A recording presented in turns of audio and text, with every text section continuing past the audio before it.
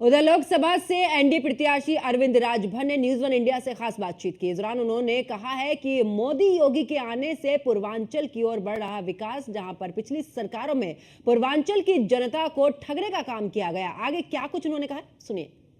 2024 के रण में लगातार न्यूज वन इंडिया का जो सफर है वो जारी है और आज हम पहुंचे हैं घोसी लोकसभा में। घोसी लोकसभा बहुत इंपॉर्टेंट हो जाती है जिस तरीके से एनडीए अलायंस जो हुआ है 2024 के चुनाव के लिए, उसमें कहीं ना कहीं घोसी का महत्व इसलिए भी बढ़ जाता है क्योंकि ये सीट आती है ओम प्रकाश राजभर के हिस्से में। इसको जीतने के लिए उनके पास उन्होंने खुद मांगी थी सीट और ये मांगा जाता है कि इस सीट पे दबदबा भी है राजभरों का और राजभरों की सीट को निकालने का दावा भी किया है। कल हमने जिस तरीके से बात भी की थी ओम प्रकाश राजभर से, आज हम लोकसभा प्रत्याशी और ओम प्रकाश राजभर के पुत्र अरविंद राजभर जी से बात करेंगे और जानेंगे कि लोकसभा में लगातार प्रचार कर रहे हैं, क्या माहौल है, क्या एनडीए का माहौल है, क्या बीजेपी का माहौल है और क्या राजभर की इस बहुल क्षेत्र को सीट को निकालेंगे अरविंद राजभर। अरविंद जी, बहुत बहुत स्वागत है आपका न्यूज वन इंडिया पे। सबसे पहले आप सबका बहुत बहुत स्वागत है इस घोसी लोकसभा में। देखिए, यही होता है प्रत्याशी का एक लगातार सफर आपका जारी है। कैसे देख रहे हैं आप चुनाव, क्योंकि अभी लोग उपचुनाव हुए थे घोसी विधानसभा का, उसमें आप लोगों ने बहुत मेहनत की थी पर सफलता नहीं मिली थी। अलग होता है चुनाव, उपचुनाव एक अलग होता है, लोकसभा का चुनाव अलग होता है। मोदी ब्रांड चलता है, मोदी की गारंटी चल रही, कैसे देखते हैं चुनाव? बिल्कुल, मोदी जी की गारंटी तो पूरे देश में चल रही है और विगत 10 सालों के मोदी जी के कार्यकाल को जनता भी देख रही है और जनता ने अपना गारंटी देने का काम भी कर दिया है और जनता ने मन मिजाज पूरा बना रखा है कि 1952 से मतदान लगातार हो रहे हैं, तमाम सरकारें आई और चली गईं, लेकिन जनता के लिए गारंटी किसी ने नहीं दिया। और मोदी जी ने जो 2014 में गारंटी दिया था जनता के लिए, कहीं ना कहीं वो गारंटी ही रह गई और जनता उससे पूरा उनके कार्यों से, उनके सिस्टम से और उनके द्वारा जो जनता के प्रति जवाबदेही थी उससे जनता पूरी संतुष्ट है। शायद इसीलिए इस बार के तीसरी बार जो चुनाव हो रहा है इसमें मोदी जी ने कहा कि हम तो गारंटी दे ही रहे हैं और गारंटी की भी गारंटी हम दे रहे हैं। हमारा कॉन्सेप्ट क्लियर है कि अवसर मिलने के बाद मुझे कब क्या क्या करना चाहिए, वो मेरे पूरे प्लान में है। अब जैसे पूर्वांचल एक्सप्रेसवे, ये सड़क पूर्वांचल से कनेक्ट है, पूर्वांचल एक्सप्रेसवे है। हम बात करते हैं एमएसएमए की, तो एमएसएमए में जब बजट है तो उसको यहाँ उतारना चाहिए। और ये मऊ ही नहीं, ये पूर्वांचल पिछड़ा हुआ इलाका है, हमारी सरकार ध्यान दे रही है। पूर्वांचल एक्सप्रेसवे ला करके विकास की रफ्तार को बढ़ाने का काम किया, ये 4 लेन रास्ता दे करके विकास की रफ्तार को बढ़ाने का काम किया। कहीं ना कहीं अगर इस 4 लेन के किनारे या एक्सप्रेसवे के किनारे अगर हम छोटे छोटे उद्योग को स्थापित करने के लिए, तो अखिलेश जी कहते हैं कि उन्होंने सपना देखा था, उन्होंने पूरा किया है। देखिए अखिलेश जी ने सपना देखा था, अखिलेश जी सपना देखे थे ना, तो भाई जब अखिलेश जी सत्ता में नहीं आए तो उनके सपनों को साकार करने का कोई काम तो करेगा ना। उनको भाई हम तो कह रहे हैं अखिलेश जी ने जो सोचा है या जो सोच रखे हैं वो काम तो भाई उन्होंने सोचा ना, विकास का काम। तो हम तो विनाश का काम कर नहीं रहे हैं, हम भी विकास का ही कर रहे हैं। भाई अखिलेश जी नहीं कर पाए, हम करके दिखा दिए। तो अभी यही प्लान नहीं है, मैं बता रहा हूँ ना, देख कोई भी सरकार आती है वो कुछ ना कुछ जरूर काम करती है, लेकिन हमारी सरकार पूरी तन्मयता के साथ, पूरी तत्परता के साथ काम कर रही है। और हम लोग इस घोसी लोकसभा की जहां तक व्यक्तिगत तौर पर मैं बात करूं तो अखिलेश जी का कोई प्लान यहां पर नहीं रहा। अखिलेश जी का प्लान सिर्फ सैफई के रहा, मैनपुरी के लिए रहा, पूर्वांचल के लिए कुछ नहीं रहा उनके लिए।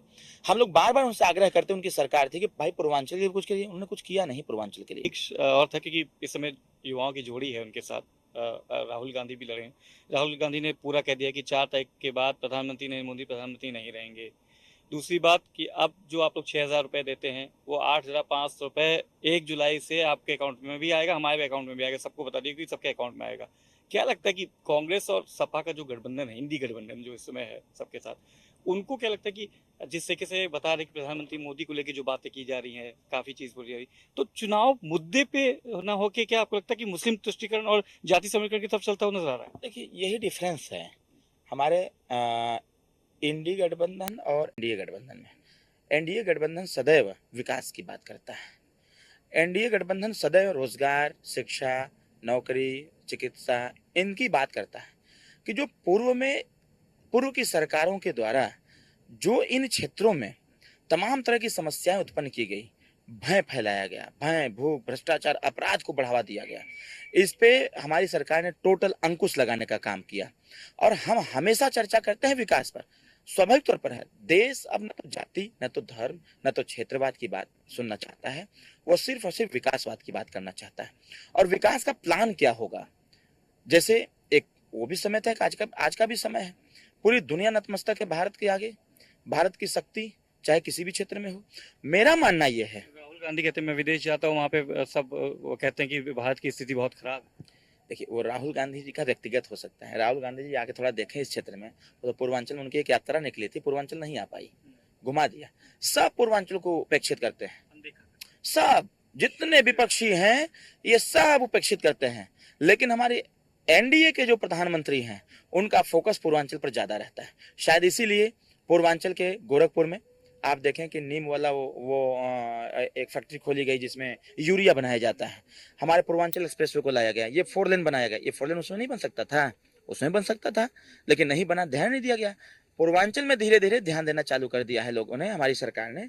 और मुझे पूरा विश्वास है कि हमारे सरकार के पास प्लान है, वो विकासवादी प्लान है, जातिवादी प्लान नहीं है, विकासवादी प्लान है, क्षेत्रवादी नहीं, व्यवहारवादी प्लान है। हमारे पास प्लान है, उस प्लान के अनुसार हम काम कर रहे हैं। विपक्ष के पास कोई एजेंडा नहीं रह गया है विकास का, तो सिर्फ और सिर्फ उसमें अंग्रेजों की नीति चलाने का काम करते हैं, डिवाइड एंड रूल। राजीव राय यहाँ से लड़ रहे हैं चुनाव, कितनी चुनौती मानते हैं? भूमिहार आते हैं, ब्राह्मण का बताते हैं वोट हमारे पास है, चौहानों का वोट हमारे पास है, वही वही जो आप कह रहे हैं कि विकास की बात करें, पर कितनी चुनौती मानते हैं राजीव राय? यहाँ देखिए कोई चुनौती नहीं है। यहाँ का चुनाव तो जनता लड़ रही है और जनता खूब आशीर्वाद दे रही है। जनता को पता है कि हमारे मोदी जी तीसरी बार प्रधानमंत्री बनेंगे, एनडीए की सरकार बन रही है। जनता को पता है कि मोदी जी ने विगत 10 सालों से जो आम जनमानस की रक्षा किया है, आयुष्मान कार्ड बना करके 5 लाख रुपए तक का इलाज दिया है। कोरोना जैसी महामारी में जब लोग भूखे मर रहे थे तो उस समय हमारी सरकार ने राशन का वितरण कराया, दवाइयों का वितरण कराया, वैक्सीनेशन दिया, उन लोगों को अच्छी व्यवस्था दिया, और इसके साथ ट्रांसपोर्टेशन का भी कार्य दिया। बहुत सारी चीजों को दे करके जनता में एक विश्वास जगा हुआ है। और यहाँ किसी से कोई चुनौती नहीं है। चुनौती लोग हमको मानते हैं कि जो भी लड़ेगा वो अरविंद राजभर से। और मेरा मानना यह है कि ये सपा और बसपा के लोग आपस में लड़ रहे हैं, वो एक दूसरे के लिए चुनौती है कि सेकंड नंबर पर कौन रहेगा। 400 पार का आंकड़ा है, उन्होंने संकल्प लिया है प्रधानमंत्री मोदी ने, 80 का आधार है, पूरा होगा? 100% पूरा होगा। हम लोग पिछली बार नहीं थे, इस बार साथ में हैं। 8 सीटें हम लोग पूर्वांचल में प्रभावित कर दिए थे, इस बार 8 जीतेंगे और जीत करके 80 का संकल्प पूरा करेंगे। ये जो 80 का संकल्प है और 400 पार का संकल्प है, ये भारतीय जनता पार्टी का नारा नहीं है, ये नारा जनता का है। जनता के बीच से आवाज उठी है। यूपी में 80 का 80, देश में अब की बार 400 पार, ये जनता की आवाज है। और ये जनता की आवाज अनायास नहीं है। जनता ने इस बात को देखा है, जनता ने इस बात को सोचा है, जनता ने इस बात को समझा है कि 1952 से वोट कर रहे हैं लेकिन हमारा कल्याण नहीं हो पाया, लेकिन 2014 से लेकर के हम मतदान दे रहे हैं। आज सरकार की 158 योजनाएं कहीं ना कहीं गांव तक पहुंच रहा है, गांव की गलियों तक पहुंच रहा है, आम जनमानस तक पहुंच रहा है, मुस्लिम समुदाय तक पहुंच रहा है, बुनकरों तक पहुंच रहा है। और जो बुनकर उस समय कहते थे कि हमारे यहाँ तो बिजली ही नहीं आती है, आज उनके यहाँ 17 घंटा 18 घंटा बिजली भी जा रही है। हमारा प्रयास ये है कि 24 घंटा बिजली देने का। लेकिन समाजवादी और बीएसपी सरकार ने जिस प्रकार से ऊर्जा विभाग में जिस प्रकार से जो ये तार जर्जर दिख रहे हैं, ऐसे तारों का भी भ्रष्टाचार फैलाने का काम किया। लेकिन हमारी सरकार ने, ए.के. शर्मा जी का सख्त निर्देश है, जितने जर्जर तार हैं सारे तार को बदल करके जब पूरे प्रदेश में तार बदल दिया जाएगा तो 24 घंटा बिजली हम देने का काम करेंगे। लगातार जो धरातल की तरफ लगे हैं और चीजें बताई कि जिस तरीके से तारों का भ्रष्टाचार था, माफिया राज था, पूर्वांचल की अनदेखी की गई है, अनदेखी हमेशा से की गई, यहाँ का विकास नहीं किया गया। निधि आती थी पर उसका विकास नहीं होता था। अरविंद राजभर को जिताएंगे तो यहाँ पे जो प्लान ऑफ एक्शन है, उनके पास प्लान है, आगे 5 साल में उनको कैसे करना है, शिक्षा, सुरक्षा, रोजगार, इन सब की प्राथमिकताएं हैं। देखना होगा 4 तारीख को क्या जो किए गए वादे हैं, इस पे जनता खुश होती है कि अरविंद राजभर को छड़ी पे निशान लगा के जिताती है, इसका थोड़ा सा इंतजार करना पड़ेगा। अगले सदन में चलेंगे और देखेंगे कि अगले प्रत्याशी अगले लोकसभा में किस तरीके से अपनी चुनावी रणनीति बना रहे हैं और क्या है उनका plan of action. Video journalist Virendra Prajapati के साथ Manish Mishra, news on India, Lucknow.